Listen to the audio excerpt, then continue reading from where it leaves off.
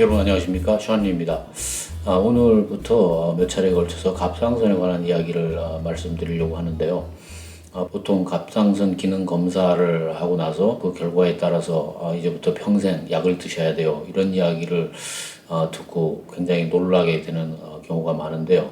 사실 우리 몸에 있는 몇 군데의 내분비 기관이 있는데 그 중에 하나인 갑상선에 대해서 우리가 평상시에는 정말 아는 것이 없습니다. 그러다가 검사를 받고 그 결과에 따라서 뭐 청천벽력 같은 소리를 듣게 되는데요.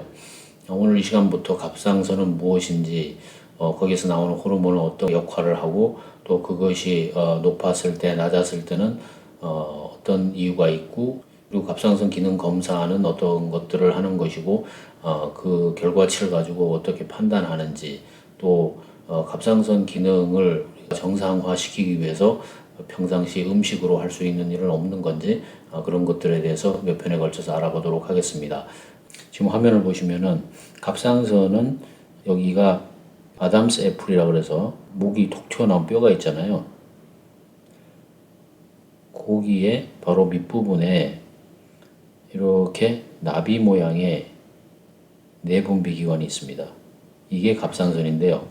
이 갑상선의 뒷면에는 이렇게 조그만 덩어리 4개가 있는데 요걸 부갑상선이라고 합니다. 그래서 이 갑상선에는 갑상선과 부갑상선이 있는 거죠. 갑상선은 어떤 역할을 하냐면 가장 큰 것이 우리 몸에서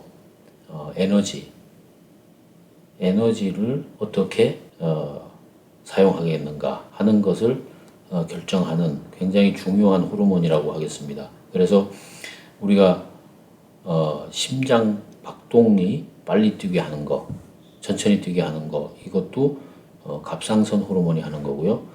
그리고 체온을 올리고 내리고 하는 것도 갑상선이 하고, 근육을 만들고 뭐 없애고 하는 것도 갑상선이 하는 것이고, 또 체중을 늘어나게 하고 빠지게 하는 것도 갑상선이 하는 겁니다. 그리고 사람의 기분, 그러니까 무드를 조절하는 것도 이 갑상선 호르몬이 이제 하고 있는 거죠.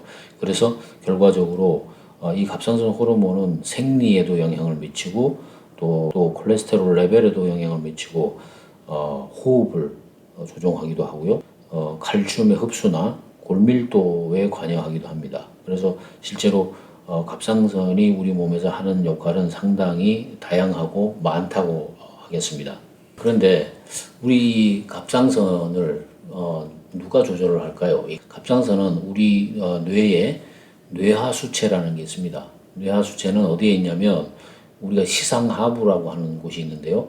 우리가 눈을 통해서 뭐 어떤 사물을 봤을 때 그 상이 맺히는 그걸 시상이라고 하는데, 거기에 하부, 그러니까 아래쪽에 있다는 거죠. 그러니까 사람 눈 뒤에 안에 아래쪽에 있다는 거죠.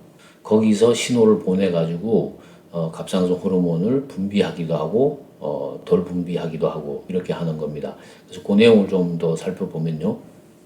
그러면 우리 몸에서 체온이 내려갔다고 가정을 해보죠. 그러면 시상하부에서, 그 시상하부는 눈이 여기 있다 그러면 그 눈 아래쪽에 있는 거죠, 여기. 거기에서 뇌하수체에 작용하게 하는 TRH 호르몬이란 것을 분비합니다.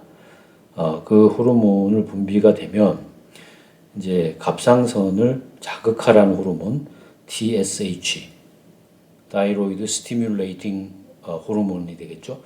그것을 분비를 하면 이제 여기 갑상선에 와서요.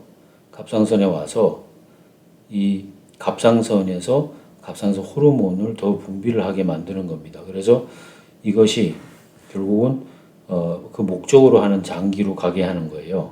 그래서 가게 되면 그 갑상선 호르몬이 더 많이 분비가 돼서 플러스가 돼서 심장 박동을 높이게 되고, 그 폐의 호흡을 빠르게 하고, 이렇게 해서 결과적으로 그 해당 세포의 대사 활동을 증가시키게 됩니다. 그래서 결국은 체온을 올리게 되는 거죠. 그러니까 다시 말하자면 우리 몸에 체온이 내려가게 되면 체온을 올리기 위해서는 그 혈액의 순환을 빠르게 해줘야 되잖아요. 그러면 심장이 펌프를 더 많이 해야 되겠죠.